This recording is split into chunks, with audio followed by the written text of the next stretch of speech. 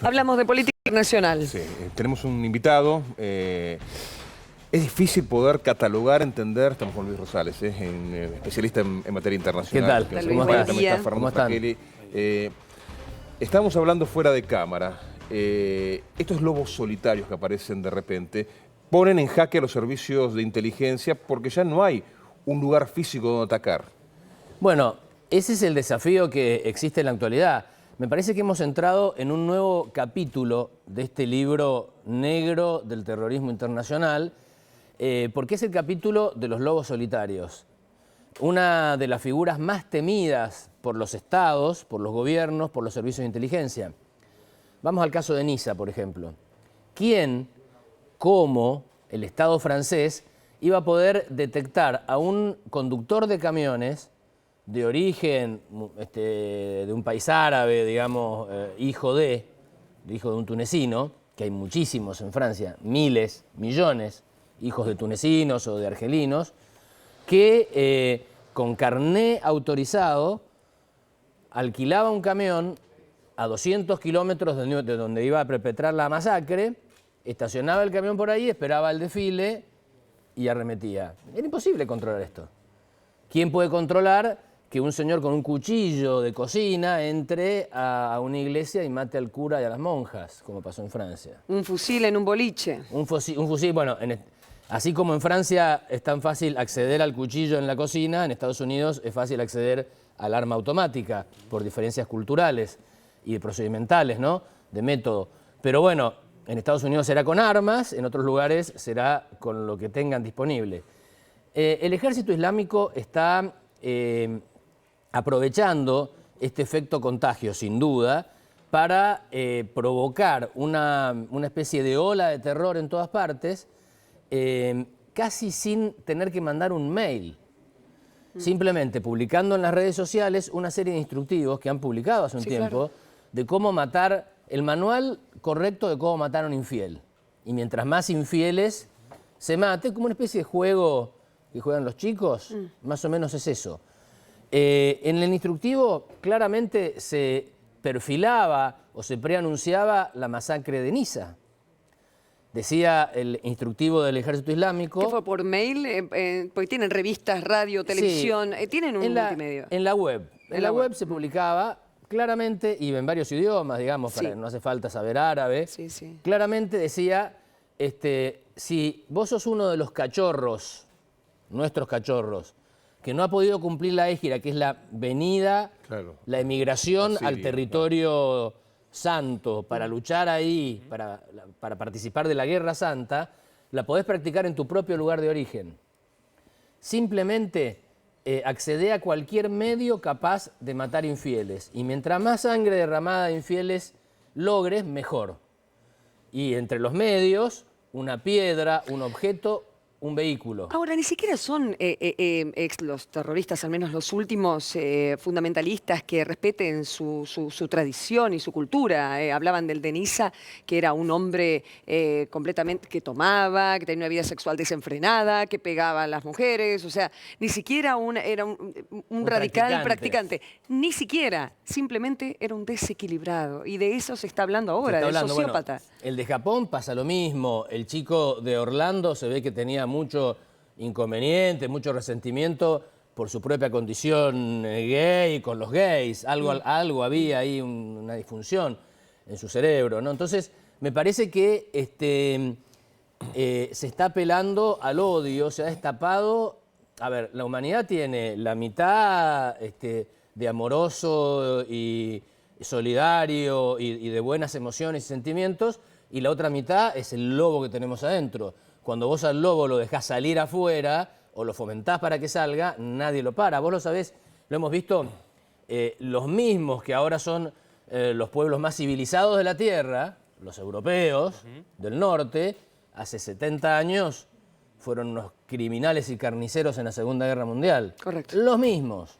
Entonces, hay una serie de contenciones a ese monstruo que tenemos adentro todos, que tiene que ver con la religión, con la cultura, con la educación, pero que cuando por alguna razón esas compresas que tienen al monstruo atado se desatan, me parece que aflora. Estamos en un pico de afloramiento de la violencia de todo tipo. Lo de Japón es claro. Seguro.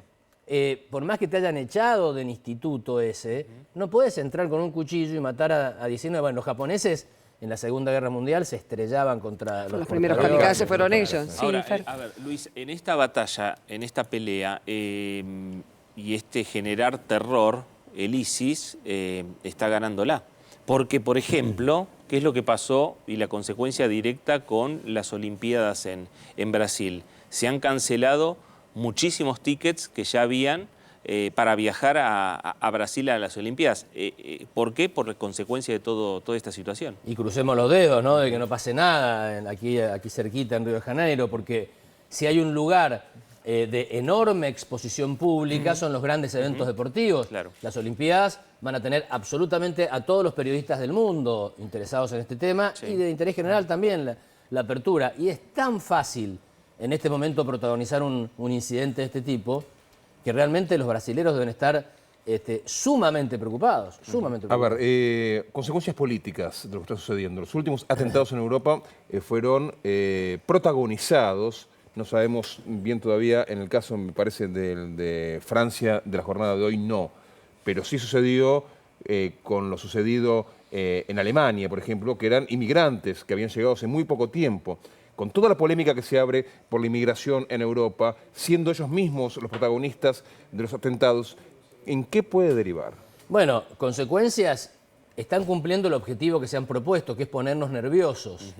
Poner nervioso a la sociedad occidental, para llamarlo de alguna forma, las democracias occidentales. ¿Y qué hacen las democracias occidentales cuando se ponen nerviosas? Sus electorados votan, La derecha. se van. Y hay un señor naranja, medio color naranja, que está encabezando las encuestas en los Estados Unidos, con su pelo raro y todo eso. Y las opciones de extrema derecha en Europa están en alza. Acuérdense que la última vez que los alemanes se pusieron muy nerviosos, eligieron en la década del 30, enarbolando la bandera del nacionalismo, una locura. Se metieron en una locura que terminó muy mal. Entonces, ese es el riesgo. Los electorados hacen eso. Los gobiernos empiezan a tomar medidas, son gobiernos democráticos, tienen que satisfacer a sus electorados que están nerviosos. Y entonces toman medidas más duras y empiezan a atacar, a buscar guerras donde no las hay, etc. Y los gobiernos también.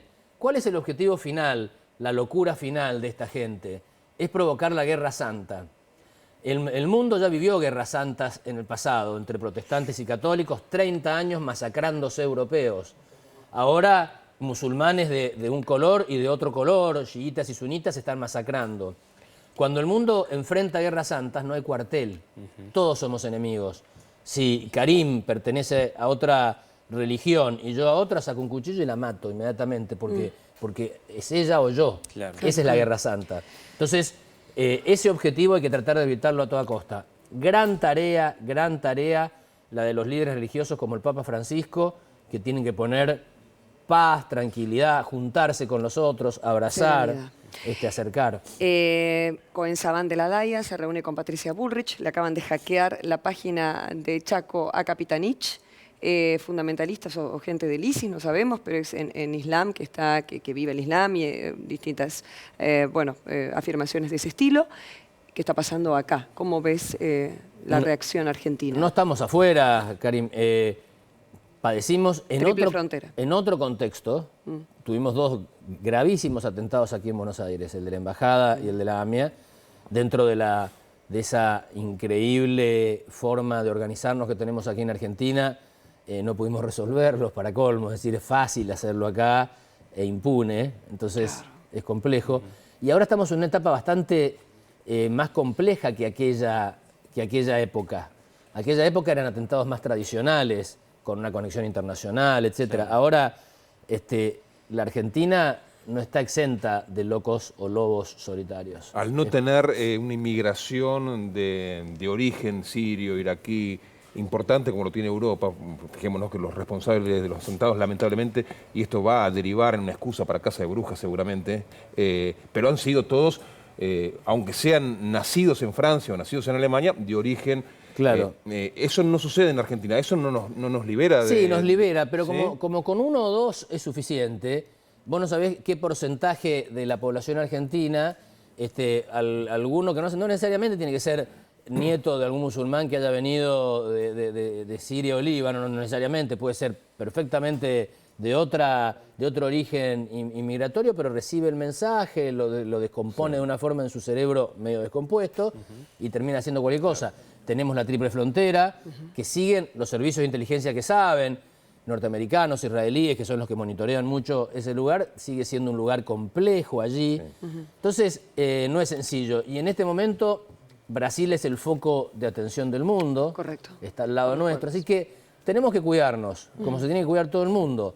Y lo que sí no tenemos que hacer es contagiarnos de odio. Claro, claro. Las banderas que tanto nos han costado enarbolar, de respeto, libertad, tolerancia, democracia, amor al prójimo. Vos buscale por donde sea, si son banderas del cristianismo, de las otras religiones, o son banderas de la Revolución Francesa, o de la Revolución Norteamericana, o de la inglesa, o de nuestras propias revoluciones latinoamericanas, las que fueren, la bandera que tengamos, enarbolarla más alto que nunca.